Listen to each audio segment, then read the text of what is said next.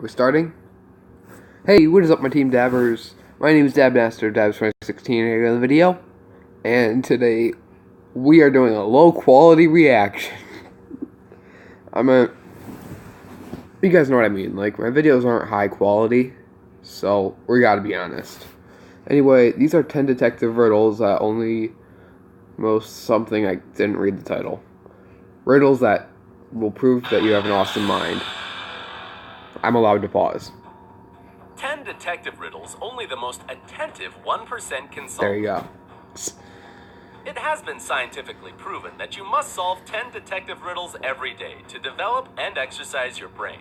You don't believe it? Really? Okay. Perhaps we have made this fact up. But you can't deny that entertaining your mind solving cases along with Sherlock Holmes and other famous detectives is anything but boring. So, Yeah. if you are ready to check how attentive you are, this video is I what just you got need. something to drink Watch here. a riddle, have 15 seconds to try to crack it, and move to the next one. Remember to give us a like for letting you feel like a real professional in solving crimes. Good luck! Oh. Number 10. A detective and the blacksmith brothers.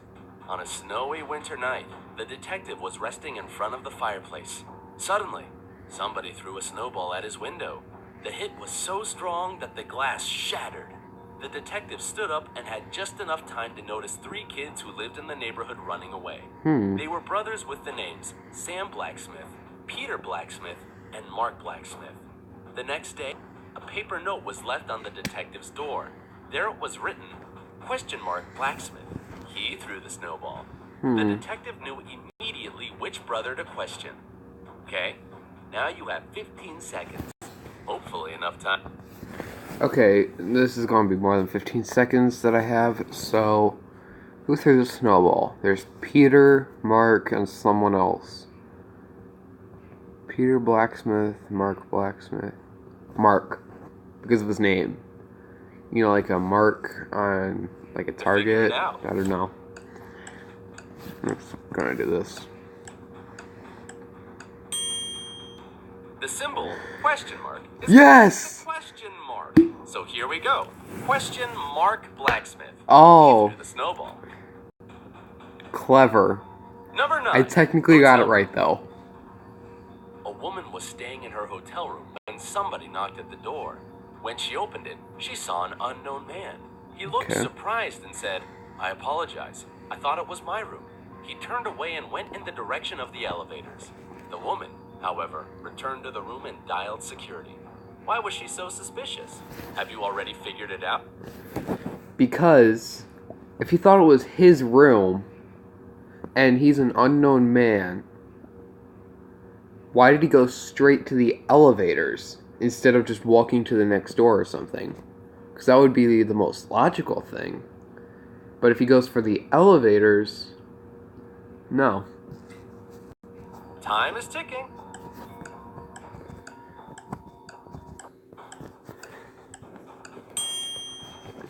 The woman logically decided that if the man had thought that the room was his, he wouldn't have knocked. Such behavior is typical for those criminals who break into hotel rooms and steal whatever they can. They knock on the door to make sure there's nobody inside. That is Number 8, true, though. Suicide or murder? Ooh, this is going to be interesting. A detective comes to a crime scene. A man is said to jump out of a window of an abandoned building and commit suicide. The detective goes inside the building to the first floor, to the room at the front. He lights a cigarette, goes up to the window which faces the dead man, opens it, and throws the cigarette out. Then he goes to the second floor and does the same. He continues until he has visited all the floors and repeated the action again and again. Then he returns to his team and says that it was by no means a suicide, but a murder. How did he find it out? It took the detective much longer than 15 seconds to understand the truth. Well, that's easy. If he went to all the floors, did the cigarette land on the man? If not, then that's obvious. If it did, look at which way it's facing. What about you? Are you smart? Because if it's facing away from him, then When a person commits suicide jumping from a high floor, they don't tend to close the window behind them. But in this case, none of the windows which faced the dead man were left open. It means that there was somebody who closed them after the man died. Really? Number 7. Iced tea. Two young ladies were having dinner together. They both ordered iced tea. One of them was very thirsty and drank very fast. She had 5 glasses during the time, the other drank only 1. Tragically, the girl who was nursing her drink and drinking slowly died. The other stayed alive. But it turned out that all the drinks they had been served contained poison. How is it possible that the girl who drank more survived? A strange case. Are you ready with the answer? Okay. Immune system, maybe? No! Ooh! Princess and the Bride style. Not immune system, but he knew, or she knew, the one that drank the most, knew which ones were poison. So she was trying to drink them fast to show, oh, these are okay, to the girl with the blonde hair. If this isn't right, then I'm going with my immunity system. And if neither of those are right, then I have no clue.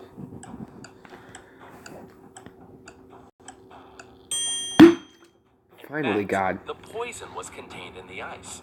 The ice in the tea of the girl who drank fast didn't have time to melt, but the ice cubes in the other girl's drink melted, releasing the poison into her tea. You never said that. Serious death in the car. A man was found shot to death in his car. Ugh, John F. Kennedy. As there was no gunpowder on his clothes or anywhere else in the car. This meant that the person who shot him was outside. Yes. But all the windows were closed, all the doors locked, and the only bullet hole was on the man's body. How was it possible? Perhaps some mystic powers? Here's your 15 seconds. How? Okay. That could be easy, and maybe I'm just overthinking it, but there was someone in the car with him who shot him, but if there was no gunpowder found in the car, I have no clue. My best answer is that someone was in the car with him, cleaned up the whole thing, and bolted out of there.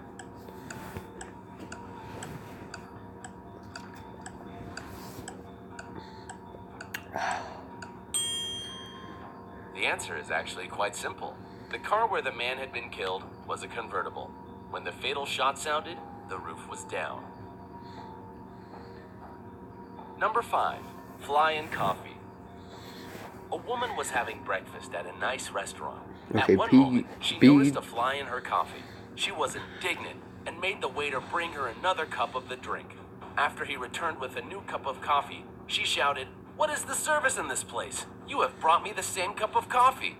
How did she understand it? Perhaps the woman was a psychic? What do you think?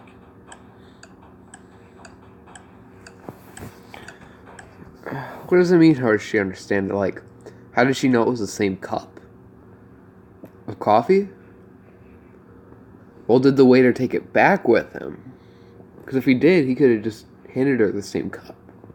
Easy as that. And she would have known because she would hear the buzzing of the fly.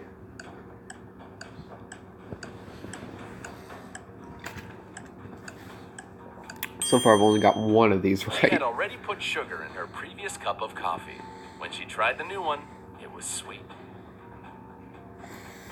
Number 4. In court for killing the wife. A man is accused of killing his wife. His lawyer, in his final statement, declares that the wife of the man, in fact, hasn't been killed, and will enter the courtroom in a minute.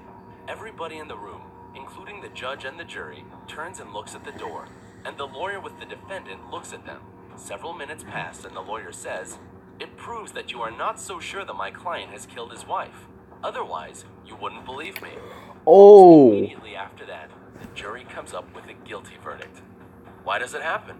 A guilty? 15 seconds to find the... Oh, yeah, because the dude killed his wife, but...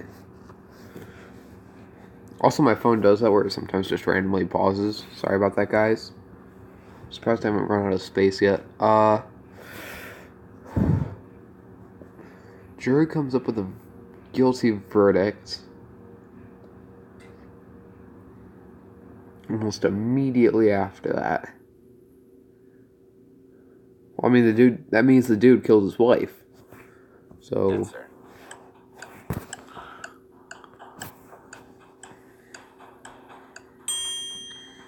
The man who had been accused wasn't looking at the door. He was sure his wife wouldn't enter, as he had killed her.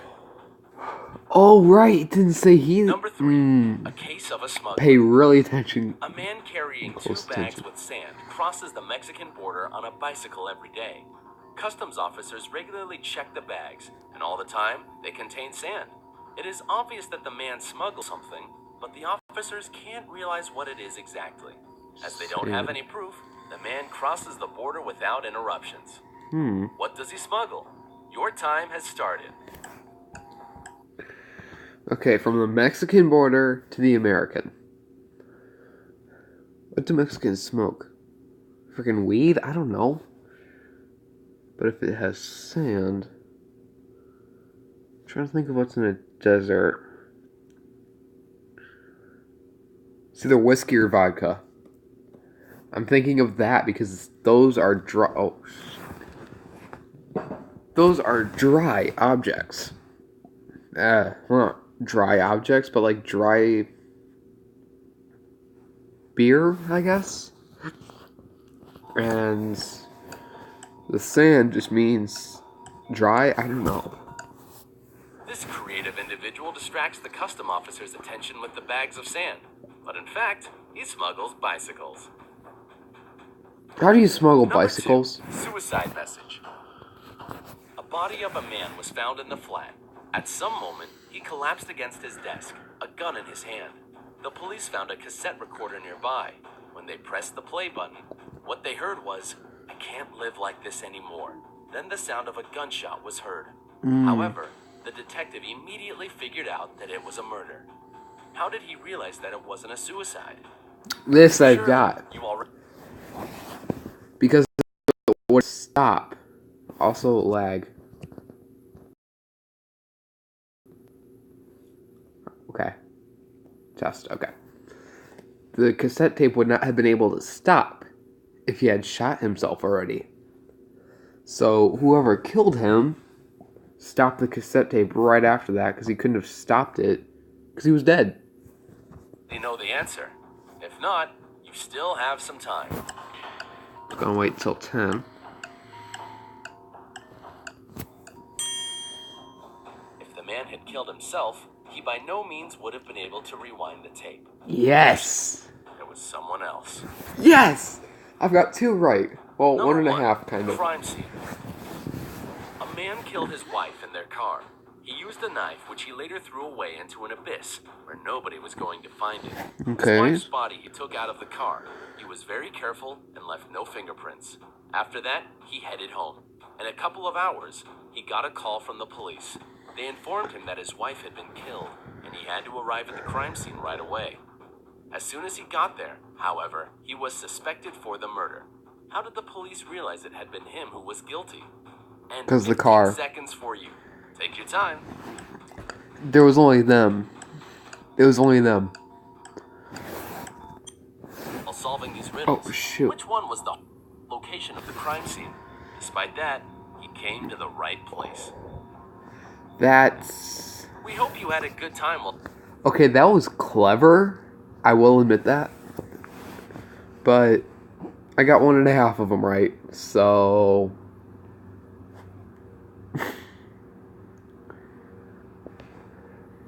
yeah.